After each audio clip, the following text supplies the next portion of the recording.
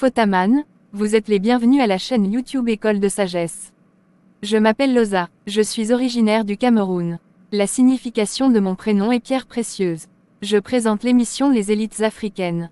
Cette émission a pour but premièrement de rendre visibles les élites africaines résidant aussi bien en Afrique qu'à l'étranger et deuxièmement à renforcer la confiance en soi du peuple noir. C'est une méthode didactique pour contrecarrer l'un des objectifs du colonialisme qui consiste à faire croire aux peuples colonisés qu'ils ne sont ni civilisés, ni intelligents, etc. Le peuple noir doit connaître et révaloriser ses propres génies qui ont révolutionné le monde avec leurs idées et leurs œuvres. Ces élites africaines sont les modèles et la fierté du peuple noir. Cette émission est un miroir qui reflète une partie de la vraie histoire du peuple noir, à savoir la vie des élites africaines que le colonialisme cache. Aujourd'hui je vais présenter l'élite afro-américaine Powell Johnson. Il existe très peu d'informations sur sa vie privée, comme par exemple sa date de naissance, ses parents, son enfance, etc. Il était né à Barton aux États-Unis. Powell avait remarqué que l'exposition des yeux à la lumière et à la chaleur intense était très dangereux pour les yeux et la vue. C'était la raison pour laquelle il avait inventé des lunettes protectrices des yeux contre la forte chaleur et la lumière intense. Il était le premier inventeur du protecteur des yeux. Le 2 novembre 1880, il obtint un brevet pour son invention du protecteur des yeux. Les lunettes protectrices des yeux sont utiles pour certains domaines de métier, comme par exemple les ouvriers qui travaillent auprès des fours très chauffants, les soudeurs, les pompiers et autres personnes exposées à l'éblouissement d'une lumière intense, ainsi que des personnes ayant une vue faible. Voici une description de l'invention de Powell. Elle avait deux ensembles de montures circulaires en fil métallique, qui étaient séparés par une courte distance à l'aide de branches articulées uniquement sur la monture intérieure, et avait aussi des disques en tissu semi-opaque, insérés dans les deux montures pour protéger les yeux de la lumière intense. De plus, un autre morceau du même tissu recouvrait le pont de la monture le plus proche du visage, pour protéger contre les blessures causées par la monture métallique en cas d'échauffement. L'épaisseur et la couleur du tissu pouvaient varier en fonction de son utilisation, et les tissus des montures intérieures avaient de petites fentes au centre pour une meilleure visibilité.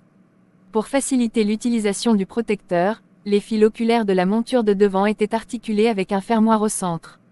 Cela permettait aux filtres de l'avant de rester fixes ou de basculer sur les côtés comme des écrans latéraux, offrant ainsi une protection supplémentaire ou permettant de laisser passer plus de lumière si nécessaire. Selon la conception des lunettes pour les personnes malvoyantes, les tissus intérieurs n'avaient pas de fente au centre, mais plutôt de petits trous. Ces petits trous leur permettaient de voir et protégeaient leurs yeux contre la lumière. De nos jours, les lunettes pour les personnes malvoyantes sont fabriquées selon le principe de fonctionnement de l'invention de Powell. Leçon à tirer, Powell Johnson était un inventeur qui aida l'humanité avec les lunettes protectrices qu'il inventa. Voici quelques-unes de ces positives compétences que le peuple noir devrait imiter. Il avait un bon œil pour observer la vie quotidienne, il était très intelligent pour mener des réflexions sur certains problèmes quotidiens, il était très ambitieux et confiant en lui-même, il s'inspirait des problèmes quotidiens pour trouver des solutions en inventant des protecteurs oculaires. Le racisme de la société blanche américaine n'avait pas pu le freiner dans ses ambitions, c'était par amour pour l'humanité qu'il s'était investi pleinement à l'invention.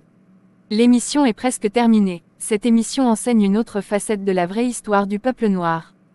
Un exemple de cette facette est l'élite afro-américaine Powell Johnson, dont l'invention est très utile pour certains groupes de personnes. Le colonialisme a toujours présenté le peuple noir comme étant un sous-peuple, sans intelligence, alors que le monde moderne est influencé par les connaissances et valeurs culturelles africaines. Par conséquent, le colonialisme est un instrument de désinformation dont l'un des objectifs principaux est de déformer par différentes stratégies l'histoire du peuple noir. Ces stratégies sont par exemple l'école, la politique, les médias, les religions importées, etc.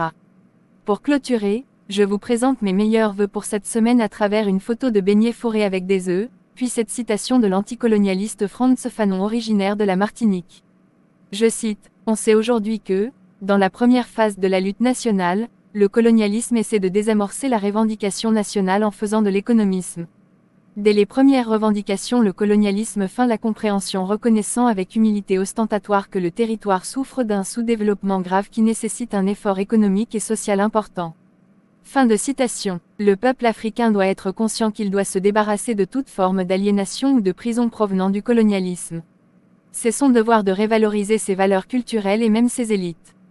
Comment se fait-il qu'à l'école par exemple le programme scolaire enseigne très peu sur les élites africaines, ou que dans les publicités on parle très peu des inventions africaines, ou que dans la majorité des nations africaines les langues coloniales sont établies comme langues administratives, etc. Le peuple noir doit être conscient qu'il existe un mécanisme naturel que l'on appelle l'autorégénération. Ce mécanisme est observé aussi bien dans le règne végétal que dans le règne humain et le règne animal. L'autorégénération vient après une période de destruction, etc. Symboliquement, le colonialisme et toutes ses pratiques sont à considérer comme la destruction, l'impureté, la plaie, etc.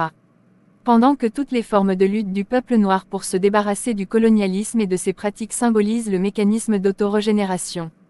Ainsi, c'est un devoir et un droit naturel du peuple noir de se débarrasser de toutes les pratiques destructives du colonialisme. Alors le peuple noir ne doit pas cesser de se révolter contre toutes les pratiques destructives ou coloniales des nations impérialistes. Dans le règne végétal, lorsque par exemple un feu de brousse brûle une forêt, une grande partie de la végétation est détruite. Quelque temps plus tard, la forêt se régénère elle-même par le fait que de nouvelles plantes poussent et la forêt réapparaît. Dans cet exemple, le feu de brousse symbolise la destruction et la repousse de la végétation symbolise l'autorégénération. Dans le règne animal, par exemple, beaucoup d'animaux ont leur méthode pour faire la toilette et se débarrasser des parasites qui sont sur leur corps. Ici par exemple, les saletés et les parasites représentent l'impureté, puis la toilette et l'élimination des parasites symbolisent l'autorégénération. Dans le règne humain, lorsqu'une partie du corps est blessée, le corps humain a ses propres méthodes pour cicatriser la plaie et lutter contre les infections. Dans ce cas, la blessure du corps humain et les bactéries symbolisent la plaie, puis le mécanisme de cicatrisation et de lutte contre les infections représente l'autorégénération. Le mécanisme d'autorégénération se renouvelle autant de fois que l'équilibre du règne végétal, ou animal, ou humain est menacé. De plus, c'est un mécanisme qui s'opère par réflexe et non sur ordre de qui que ce soit. Ce qui veut dire que le peuple noir doit être attentif à tout ce qui se passe autour de lui, pour agir par réflexe contre toutes les formes de colonialisme qui perturberaient son équilibre, son bien-être.